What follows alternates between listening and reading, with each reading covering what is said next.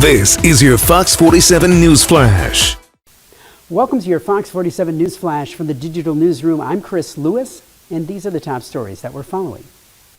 A man was hospitalized Thursday night in a stabbing in Lansing. Officers with the Lansing Police Department responded to a reported stabbing in the 5600 block of South Martin Luther King Jr. Boulevard around 11:14 p.m. On Thursday, October 10th, a man was transported to a local hospital with non-life-threatening injuries, Lansing police said. A man was taken into custody at the scene. The suspect's name will not be released until he's charged.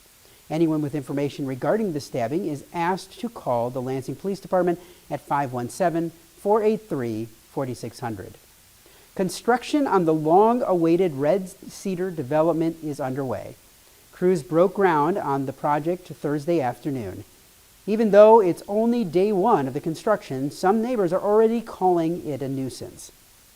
8 years ago, plans were presented to redevelop the old Grossbeck Golf Course into a mixed-use project.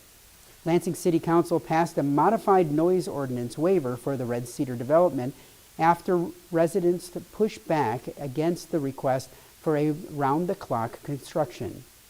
I would definitely say it's a nuisance.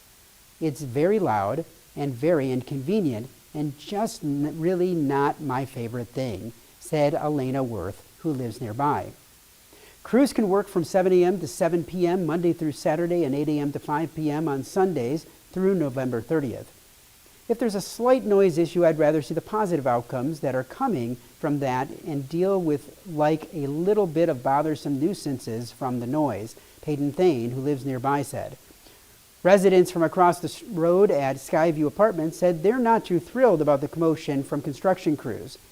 The noise does bother me to an extent, but yeah, I say the main concern is the traffic and just navigating around that, especially when I'm in a rush, getting to class or work, Michaela Van Lith, who lives nearby, said. Other neighbors say they're excited to see new developments along Michigan Avenue. How far can the government go to stop violence? It's a question being asked in Jackson, where the mayor is trying to do something about the growing number of shootings. Part of the plan, Mayor Derek Dobies revealed to Fox 47 on Wednesday, would require some businesses to install surveillance cameras outside their buildings. The ordinance would force businesses to share the footage with police. The Jackson Chamber of Commerce so far isn't opposed to it, but there still is one lingering concern. The ordinance requires commercial, mixed-use, and residential buildings of 6 or more units to have exterior cameras at the entrance and exit, filming 24 hours a day, 7 days a week. Mindy Bradish-Orta, the president of the Jackson County Chamber of Commerce, said that they're always leery when government wants more regulation and legislation. It can make it difficult for businesses to be successful. However, in this case, I think the city is trying to take an approach of futuristics. So they're considering that the current businesses don't have to comply. It's new businesses that come into operation in 2020, she said. Only businesses that obtain a certificate of occupancy after April 1st, 2020 would have to comply with the new ordinance. A budget deal was not reached Thursday night, but there still does appear to be some progress. Governor Gretchen Whitmer met with Republican leaders on Thursday, a meeting they're calling productive. On Thursday night, both parties had their plans on the table to end the stalemate. Democrats introduced their plan on Thursday, and they call it an olive branch.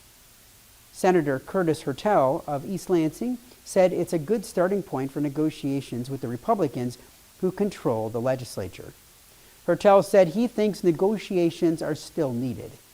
The governor and Republican leaders are scheduled to meet again next week.